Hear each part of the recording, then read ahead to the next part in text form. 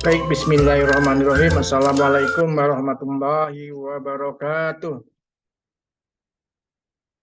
Alhamdulillahirrabbilalamin wa bihi nasta'inu ala umuri dunya waddin. Wassalatu wassalamu ala asrofil anbiya'i wa mursalin wa ala alihi wa sahbihi ajmain. Rabbi sholli sadri wa yassir amri wa hlul 'uqdatam min lisani yafqahu qawli. Rabbana atina min ladunka rahmatan wa hab lana min amrina rasada.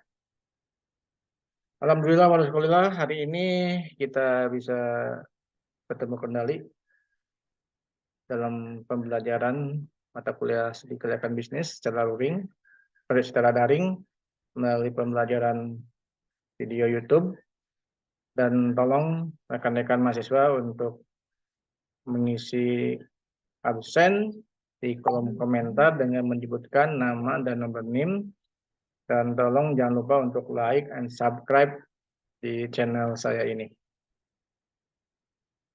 Baik, hari ini kita masuk ke pertemuan ketiga dalam mata kuliah studi kelayakan bisnis. Minggu lalu kita sudah membahas bagaimana suatu bisnis dijalankan apabila mempunyai manfaat yang lebih dibandingkan biaya yang kita keluarkan. Hari ini pun kita akan membahas mengenai aspek apa saja sih yang ada di dalam studi kelayakan suatu bisnis. Aspek-aspek studi kelayakan bisnis tentunya minggu lalu pun saya sudah sampaikan bahwa mata kuliah studi kelayakan bisnis ini, rekan-rekan mahasiswa tentunya harus pernah mendapatkan mata kuliah pemasaran 1 maupun pemasaran 2, kemudian sudah pernah mendapatkan mata kuliah manajemen keuangan, kemudian manajemen operasi, kemudian aspek hukum dalam ekonomi, dan manajemen sumber daya manusia. Baik, ini adalah aspek-aspek studi kelayakan bisnis yang akan kita bahas dari pertemuan hari ini sampai selesai. Nanti di sisa-sisa pertemuan kita akan ada membahas mengenai business plan, dan itu merupakan tugas kelompok yang harus dikerjakan oleh rekan-rekan mahasiswa beserta kelompoknya.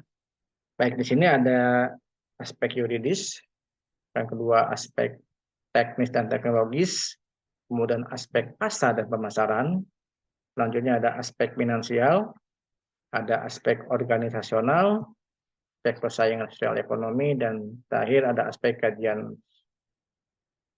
AMDAL ya, dalam studi kelayakan bisnis ini. Baik, kita masuk ke aspek yuridis atau aspek legalitas atau aspek hukum, bahwa di studi kelayakan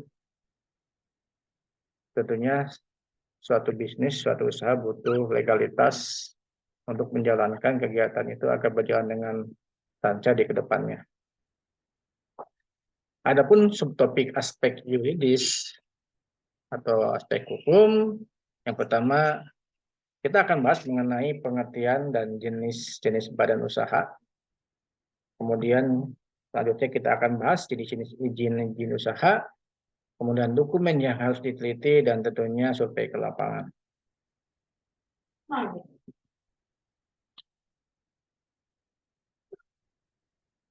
Analisis aspek hukum atau yuridis merupakan suatu kegiatan analisis ya. Bawahi di sini ada suatu kegiatan analisis yang tujuannya untuk meneliti mengenai legalitas ya, atau keabsahan serta kesempurnaan dan keaslian dari dokumen-dokumen yang diperlukan pada saat melakukan studi kelayakan bisnis dari aspek yuridis atau aspek hukum, baik itu pada saat memulai suatu usaha ataupun suatu usaha yang sudah berjalan, kalau kita mau mengajukan kredit atau mau menjadi seorang investor di sebuah perusahaan. Ini sangat penting agar kedepannya usaha ataupun bisnis itu bisa berkelanjutan sesuai dengan harapan. Di aspek yuridis meliputi mengenai kelengkapan, ya, kesempurnaan dari saya sampaikan serta dan dokumen-dokumen yang ditetapkan, di mana penilaian ini meliputi badan hukum perusahaan. Di badan hukum perusahaan, rekan-rekan mahasiswa tentunya sudah pernah mendapatkan materi ini sebelumnya. Ada yang namanya perseorangan, perusahaan negara, perusahaan terbatas, sampai ke yayasan. Dan tentunya izin-izin yang dimiliki itu bisa berupa sertifikat, tanah, dokumen dukung lainnya. Adapun bentuk-bentuk badan usaha, ini sudah pernah dibahas di mata kuliah aspek hukum dalam ekonomi sebelumnya, bahwa ada beberapa bentuk badan usaha. Kita masuk ke dalam definisi perusahaan terlebih dahulu, bahwa suatu organisasi di mana sumber daya itu inputnya, dasar seperti bahan baku, pada tenaga kerja, berarti kita sebagai manusia merupakan bahan baku sebagai inputnya, yang dikelola serta diproses untuk menghasilkan barang atau jasa. Jadi hasilnya tenaga kita itu hasilnya output, menghasilkan apa untuk kepada pelanggan. Jadi semua perusahaan mempunyai tujuan yang sama, yaitu memaksimalkan laba. Sesuai dengan tujuan mata kuliah etika bisnis dulunya, pasti ujung-ujungnya perusahaan untuk memaksimalkan laba. Masuk ke jenis usaha berdasarkan kegiatan. Ada yang nama service business, ya, perusahaan jasa. Oleh mahasiswa tentu memahami perusahaan jasa itu apa saja, dari contoh kurir, ya. Kemudian saya juga sebagai jasa, ya, saya menyampaikan ilmu atau suara, ya. Kemudian ada merchandising, perusahaan dagang. Pedagang itu seperti toko, distributor, ya, mitra atau yang lainnya. Kemudian manufacturing, ada perusahaan manufaktur seperti pabrik yang membuat barang-barang untuk dijadikan output yang bisa digunakan oleh pelanggan. Ini ada bentuk-bentuk usaha. Ada usaha perseorangan, ada firma, ada perusahaan komandator, perusahaan terbatas, koperasi, sampai ke yayasan. Oke. Usaha perorangan tentunya dikelola dan diawasi oleh satu orang, di mana pengelola perusahaan memperoleh semua keuntungan perusahaan, tapi ya juga tentunya menanggung semua risiko. Pendirian perusahaan perseorangan tidak diatur dalam kitab undang-undang hukum dagang. Jadi bagi yang mau membuka usaha perorangan itu lebih mudah dan tidak dimemerlukan perjanjian karena hanya dikenal satu orang saja. Jadi dan sifat perusahaan perorangan bisa dilihat di sini, data pemudahan didirikan dan juga dibubarkan, tanggung jawab tidak terbatas dan bisa melibatkan harta pribadi, tidak ada pajak, yang ada adalah pungutan dan retribusi, seluruh keuntungan dinikmati sendiri, sulit mengatur roda perusahaan karena diatur sendiri, keuntungannya kecil yang terkadang harus mengorbankan penghasilan yang lebih besar, jangka waktu berusaha tidak terbatas atau seumur hidup. Sewaktu-waktu kalau kita bosan, kalau kita mulai pilot, kita bisa memindah tangankan. Masuk ke firma. Firma adalah suatu bentuk persekutuan bisnis yang terdiri dari dua orang atau lebih dengan nama bersama yang tanggung jawabnya terbagi rata, tidak terbatas pada setiap pemilik. Di firma harus didirikan dengan akta otentik, ya, dengan akta notaris. Kemudian akta pendirian firma harus didaftarkan di Kepanitiaan Pengadilan Tinggi Daerah. Hukumnya meliputi tempat kedudukan firma tersebut berdiri. Masuk ke perusahaan komanditer atau CP, ya, bukan kurikulum vitae. CP ini merupakan persekutuan yang didirikan atas dasar kepercayaan. Terdapat beberapa sekutu yang bertanggung jawab penuh. Terdapat satu lobby yang bertindak sebagai pemberi modal.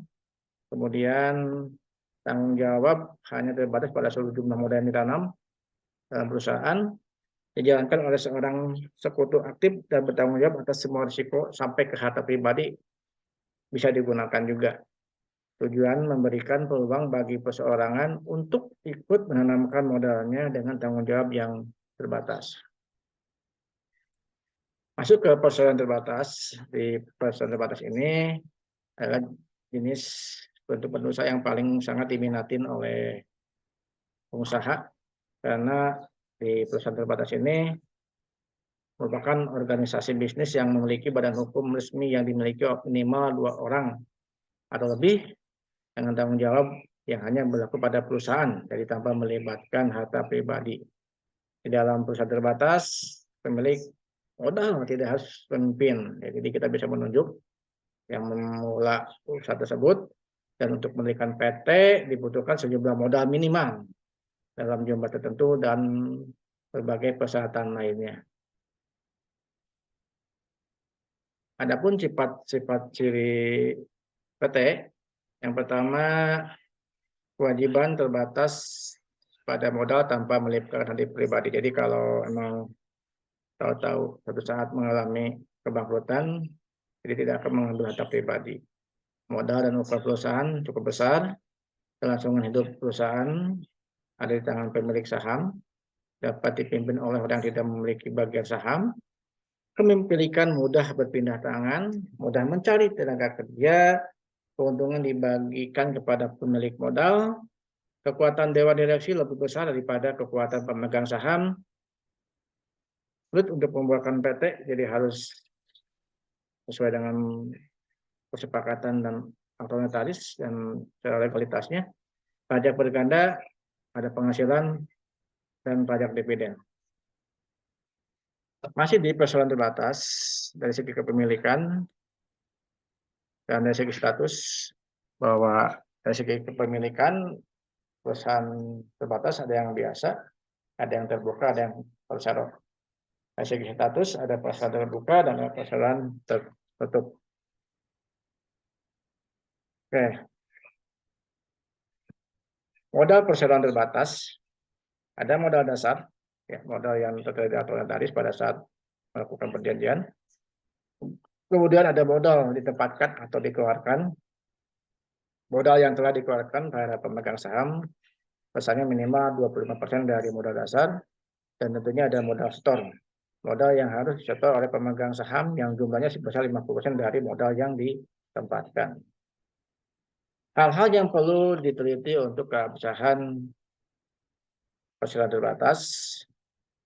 Yang pertama, akte notaris, ada persetujuan menteri kehakiman, didapatkan di pengadilan, dan tentunya diumumkan dalam berita negara.